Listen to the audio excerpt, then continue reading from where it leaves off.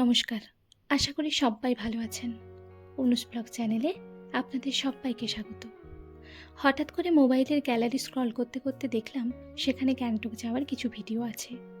যদিও ইন ডিটেলসে নেই, তবুও যেটুকু আছে সেটুকুই শেয়ার করা যাক। পয়লা বৈশাখ আমরা গ্যাংটক গিয়েছিলাম। পয়লা বৈশাখ মানেই তো বাঙালির ইমোশন, বাট এখানে ইমোশনের কিছুই পাচ্ছিলাম না। তাই ভাবলাম দিনটা নষ্ট না করে একটু ঘুরে আসি। তাই বেরিয়ে পড়লাম সিকিমের রাজধানী গ্যাংটকের উদ্দেশ্যে। গ্যাংটক জায়গাটা আমাদের কম বেশি সবারই জানা, তাই সেটা নিয়ে বেশি ভনিতা করতে চাই না। সকাল 8টা নাগাদ আমরা বেরিয়ে পড়ি। আমাদের যাওয়ার পথে দুটো ক্যানেল পড়েছিল। আগেরটা ছোট, এটা বেশ বড়। সেদিনের ওয়েদারটাও বেশ ছিল, একেবারে রৌদ্রোজ্জ্বল। আঁকাবাঁকা পাহাড়ি রাস্তা দিয়ে গাড়ি ছুটে চলেছে দুরন্ত গতিতে নিজ গন্তব্যের দিকে। কিছুক্ষণের মধ্যেই আমরা গ্যাংটক পৌঁছে গেলাম। যেহেতু কিছু খাওয়া হয়নি, তাই আমরা প্রথমে একটু খেয়ে নিলাম। এখানে প্রসিদ্ধ খাবার মানেই তো সেই মোমো। মোমো সাফিসিয়েন্ট না থাকায় আমরা মোমো 2 প্লেট আর ম্যাগি 2 প্লেট অর্ডার করেছিলাম, কারণ আমরা 4 জন ছিলাম। খাওয়া দাওয়া শেষ, এবার ঘোরার পালা। প্রথমেই আমরা গ্যাংটক কেবল কার মানে রোপওয়েতে চড়বো বলে চলে এলাম। টিকিট কেটে উঠে পড়লাম একসাথে প্রায় 24 জন। এখানে বসার কোনো সিট নেই।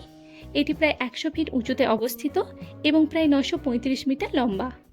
15 থেকে 20 মিনিটের মতো এখান থেকে আপনি সুসজ্জিত গ্যাংটক ভ্যালিকে দেখতে পাবেন। তারপর আমাদের নেক্সট ডেস্টিনেশন ড্রোডুল চোটেন। এটি মূলত ইয়ং লামাসদের জন্য গঠিত একটি মনস্ট্রি। এই স্তূপার ভেতর সম্পূর্ণ দর্জিপুর বা পবিত্র বই, ক্যানগুড এবং অন্যান্য ধর্মীয় জিনিসপত্র রয়েছে। এই স্তূপার চারিদিকে 108টি প্রেয়ার হুইলস রয়েছে, যেগুলো ঘুরিয়ে ঘুরিয়ে প্রার্থনা করতে হয়। এখানে প্রার্থনা শেষ করে আমরা চলে এলাম আমাদের নেক্সট ডেস্টিনেশন ফ্লাওয়ার এক্সিবিশন সেন্টারে। 20 টাকার টিকিট কেটে ঢুকে পড়লাম। প্রথমেই তো একসাথে এত ফুল দেখে মনটা খুশিতেই ভরে গেল। তবে ডোন্ট টাচ। জায়গাটা খুব একটা বড় নয়, তবে বেশ সুসজ্জিত। এখানে প্রায় 4000 রকমের ফুলের প্রজাতি রয়েছে। বিভিন্ন রকমের অর্কিড ও রডোডেন্ড্রন মিলিয়ে জায়গাটা ছোট হলেও বেশ আকর্ষণীয়। শুধু ফুল নয়, বিভিন্ন রকমের ক্যাকটাস, পাতাবাহার সবই ছিল। দেখুন এখানে গাছগুলির জন্য কত সুন্দর জলের ব্যবস্থা করা হয়েছে, যাতে মাটির আর্দ্রতা বজায় থাকে। এখানে সমস্ত ফুলের পাশেই তাদের প্রজাতির নাম লেখা রয়েছে। আমি বর্তমানে যেখানে থাকি সেখানে আমি আশেপাশে সেরকম কোনো ফুল গাছ দেখতেই পাই না। ফুল দেখতে হলে টবে টবে করে লাগাতে হবে। আমাদের বাড়ির দিকে যেমন যারা শহরে থাকেন তারা বাজার থেকে পুজোর ফুল পেয়ে যান, কিন্তু এখানে এরকম কোনো পরিষেবা নেই। আপনাকে পুজো করতে হলেও ফুল গাছ লাগাতে হবে। এমনকি আপনি যদি কাউকে ফুলের বোকে গিফট করতে চান, তাহলেও আপনাকে গ্যাংটক না হলে কালিম্পং থেকে অর্ডার করতে হবে। অনেকটাই ব্যয়বহুল। এত সুন্দর ফুলের পেছনে কিন্তু এখানকার ওয়েদারটাও ম্যাটার করে। গ্যাংটকের ওয়েদার কিন্তু বেশ ভালো, নাতিশীতোষ্ণ, না খুব গরম আর না খুব শীত। তবে এখান থেকেও বোধহয় ফুলের অর্ডার দেওয়া যায়। এখানের অর্কিডগুলো দেখুন কি সুন্দর লাগছে। আমি এত অর্কিড আগে কখনো দেখিনি।